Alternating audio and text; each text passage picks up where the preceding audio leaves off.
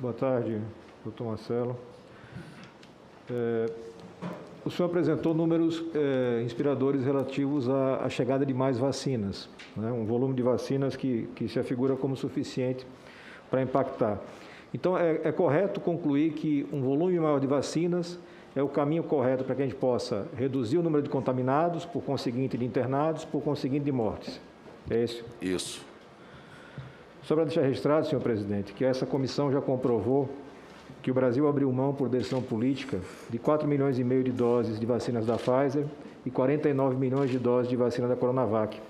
Estudos levantados por professores da área de epidemiologia apontam que são cerca de 100 mil mortes que poderiam ser evitadas e centenas de milhares de internações, se nós já tivéssemos o processo vacinal iniciado, com o volume e com a quantidade de vacinas que poderíamos ter adquirido e não adquirimos por escolha política e ideológica que não foi da sua gestão, registre-se. O senhor falou bastante, senhor ministro, da questão da autonomia. E ninguém em sã consciência que ouviu sua fala aqui hoje, e também a sua fala anterior, duvida que o senhor é bem intencionado, bem formado tecnicamente e defende uma linha consciente de atuação no combate à pandemia. Ninguém pode colocar isso em dúvida. O senhor está de parabéns com relação a isso. Mas eu lhe pergunto, a doutora Mayra Pinheiro continua na sua equipe?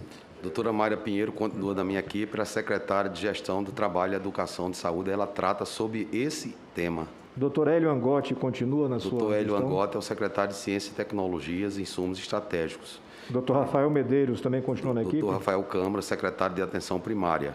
E doutor Arnaldo Medeiros, da mesma forma, continua na equipe? Doutor Arnaldo Medeiros é o secretário de Vigilância em Saúde. Esses 4 profissionais que eu referi, senhor ministro, são contrários à política que o senhor defende. Eles defendem tratamento precoce, eles desvalorizam vacinas. Na nossa gestão, não há, na minha pasta, nenhuma decisão deles que contrarie o que eu determino. Mas o senhor imagina que é viável tocar uma política pública de alta complexidade com uma equipe que defende ideias diversas da de Vossa Excelência? Sempre que houver necessidade de fazer modificações na equipe, eu farei, senador. Acho importante registrar, senhor ministro, que, não tendo o conhecimento bíblico da senadora Soraya, eu vou recorrer a um adágio popular, né? De boas intenções o inferno está cheio. É muito claro o que nós vivemos hoje no Brasil. Nós temos, no topo da pirâmide hierárquica, um presidente que não acredita na ciência. Nós temos no meio dessa pirâmide um ministro técnico que acredita na ciência e está visivelmente se esforçando em benefício da saúde dos brasileiros. E abaixo de Vossa Excelência, um grupo muito grande que se identifica e se conecta diretamente com o presidente da República, ultrapassando a sua autoridade como ministro, em prol de uma política equivocada e que literalmente impediu que nós salvássemos vidas. Então, eu coloco isso como um alerta, porque não basta ser bem intencionado, é preciso ter condições de executar um trabalho. Se o senhor não tiver condições de executar um trabalho, é preciso ter a legitimidade de falar aos brasileiros, sob pena de ser mais uma vítima da máquina de destruição de reputações que nós vivemos hoje, que nós presenciamos hoje. Então, é um alerta que eu faço a Vossa Excelência. Vossa Excelência também citou bastante aqui o novo programa de testagem, o Previcov, correto? O Previcov é só um braço, é a parte do estudo de sorológico. Né? Nós vamos acrescentar a questão do teste rápido. Esse teste rápido você tem, na atenção primária, o objetivo é testar 1.800.000 brasileiros todos os meses e a testagem de assintomáticos ou pré-sintomáticos, de tal sorte que até 20 milhões de testes por mês. Nós já distribuímos. Isso não é Previcov, é mais uma política que se soma. Isso é mais uma política. E nós estamos adquirindo, já falei que temos já certo 14 milhões de testes. Isso aí se soma a esforços de estados e municípios, porque estados e municípios já estão testando. Essa política já foi aprovada no CONAS e CONASEMS, né? E vamos colocar em prática no mais breve espaço de tempo possível. É uma política essencial. Em Sergipe foi viabilizada com emendas do meu mandato, por conta justamente da compreensão de que hoje nós temos os essencial. testes rápidos de antígeno. A Fundação Oswaldo Cruz, ela já produz também. Então, podemos ter a Fundação Oswaldo Cruz como uma das fornecedoras. Eu gostaria que o senhor me esclarecesse. O senhor conhece o EpiCovid, né?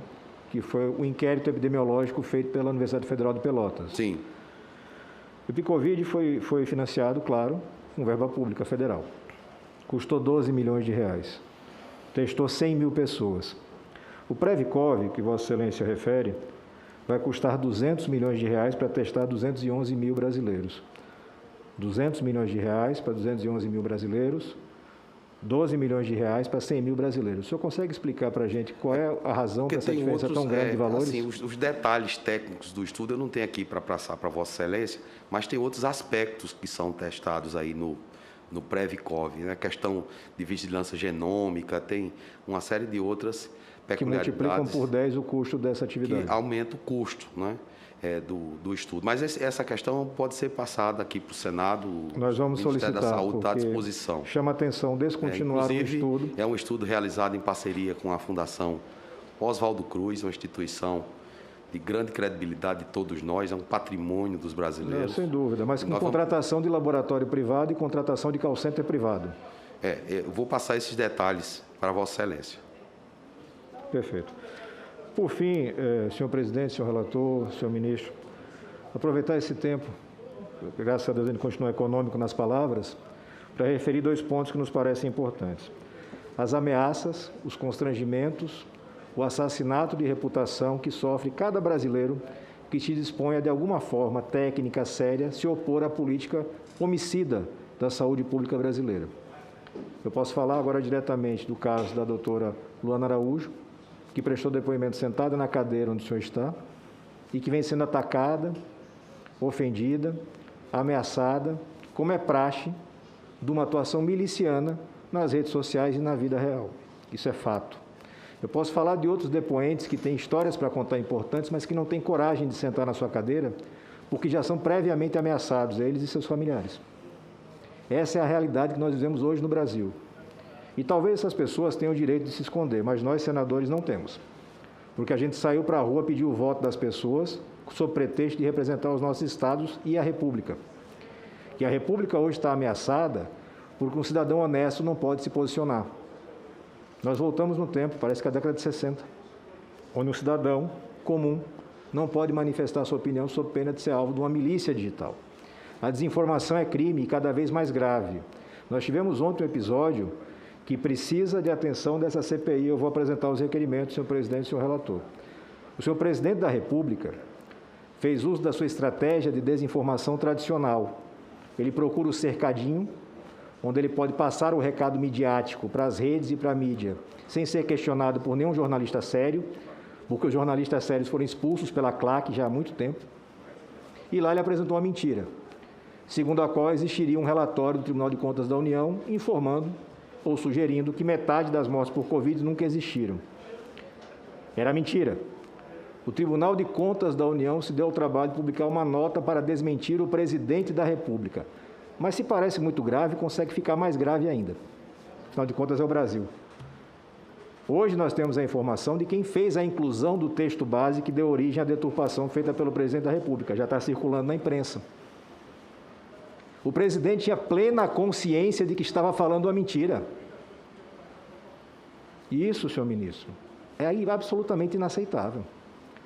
Porque em qualquer política pública séria, se o líder da nação não se engaja, o senhor pode morrer trabalhando.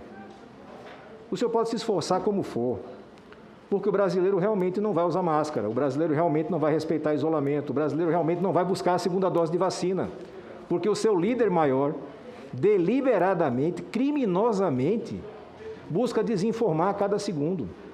Ele hoje desmentiu a própria fala, reconheceu que estava equivocado, reconheceu que fez uma tabela com base num documento fictício, mas ele não para, porque Bolsonaro não conhece a marcha ré, ele só avança. Ele disse que continuava achando os dados falsos por conta de mentiras dos governadores. E aqui um senador, não me recordar qual, perguntou a Vossa Excelência se existia alguma dúvida com relação ao número de mortos. E Vossa Excelência respondeu, não, o número de mortos é esse mesmo, 474.614 brasileiros que morreram. Então, senhor ministro, o senhor disse também no começo da sua fala que quando está perto do senhor, o presidente usa máscara.